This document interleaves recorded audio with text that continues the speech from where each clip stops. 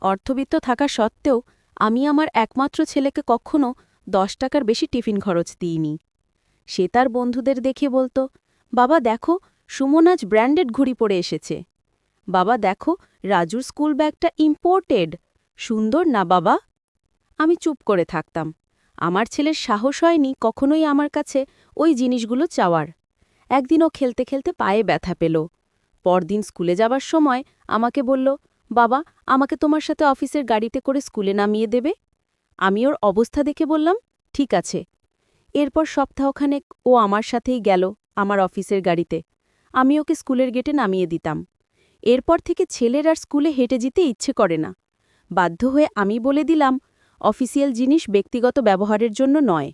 বাড়ি থেকে স্কুল 10 মিনিটের পথ। স্কুল টাইমের খানিকক্ষণ আগে বেরোবে, তাহলে সময় মতো পৌঁছে যাবে।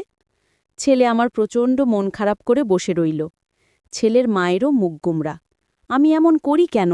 সবাই তো অফিসের গাড়ি ব্যক্তিগত কাজে ব্যবহার করে, তাহলে আমার সমস্যা কোথায়?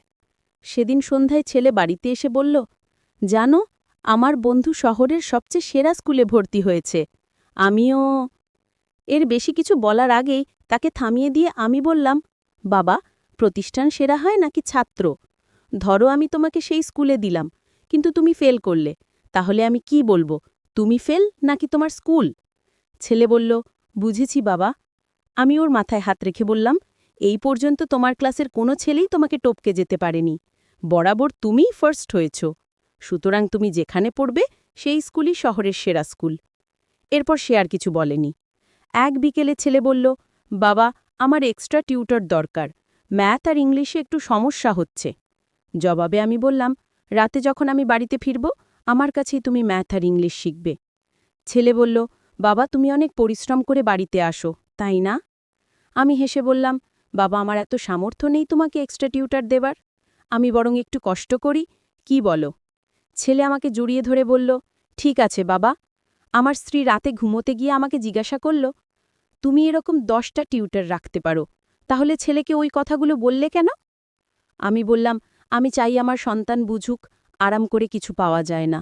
মানুষের জীবনে অভাব আসলে তা কিভাবে মোকাবিলা করতে হয় সেটা শিখুক। আমার স্ত্রী চুপ হয়ে গেল। মাঝে মাঝে আমি আমার ছেলেকে নিয়ে ফুটপাতে হাঁটি।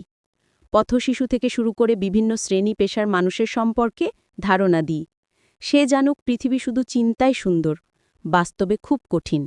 চাওয়া মাত্রই কিছু আমি তাকে কখনো দিই না। একদিন সে বলেছিল, বাবা, তুমি এরকম কেন? আমি জবাব দিয়েছিলাম, সময় হলে বুঝবে। একবার সে বায়না ধরল ইলিশ মাছ খাবে। আমি বললাম, টাকা তো কম, তোমার কাছে কিছু আছে? থাকলে ইলিশ আনা যাবে। ছেলে আমার হাতে 50টা 10 টাকার নোট বের করে দিল। আমি অবাক হয়ে বললাম, তুমি খরচ করনি? সে মুচকি হেসে বলল, না বাবা, জমিয়েছি। আমার এক বন্ধু মাঝে মাঝে স্কুলে না খেলে আসে। আসলে ও খুব অসহায়, আমি ওকে ক্ষুধার্ত দেখলেই বুঝতে পারি। তখন ওকে সাথে নিয়ে খাই। অন্যান্য দিন সব টাকা খরচ করি না, জমিয়ে রাখি। কারণ বাড়ি থেকে তোমরা যা দাও তা প্রয়োজনের চেয়ে অনেক বেশি। কিছু মানুষ তো সামান্যটুকুও পায় না। আমি ছেলের দিকে অবাক হয়ে তাকিয়েছিলাম। সেই জমানো টাকা দিয়ে সেদিন বাজার থেকে ইলিশ এনে ছেলেকে খাওয়ালাম। এভাবে ইচ্ছে করেই মাঝে মাঝে ছেলেকে অভাব অনুভব করাতাম, যাতে সে বোঝে জীবনটা কঠিন, অনেক কঠিন। একবার মার্কেটে গিয়ে তাকে বললাম সাধ্যের মধ্যে কিনতে। সে একটা প্যান্ট নিল শুধু। আর কিছু লাগবে কিনা জিজ্ঞাসা করলে বলল, তোমার জন্য পাঞ্জাবি আর মায়ের জন্য শাড়ি নাও। আমি হাসলাম। সে বুঝতে শিখেছে টাকা কিভাবে খরচ করতে হয়।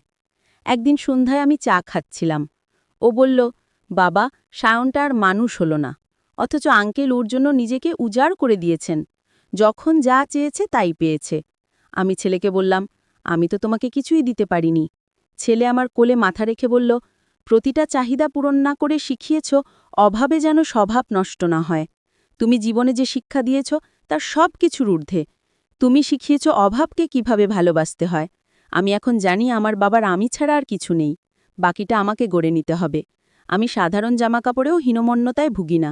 কারণ আমি জানি আমি কে। তোমার দেওয়া শিক্ষা আমি সারা জীবন ধরে রাখব বাবা।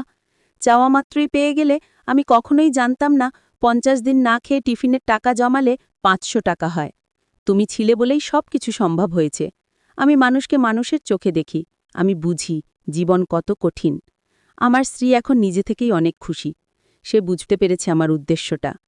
ছেলে নিজের রোজগারে প্রাইভেট কার কিনে আমাকে হাসতে হাসতে বলল, 2 বছর ধরে টাকা জমিয়ে কিনেছি এটা।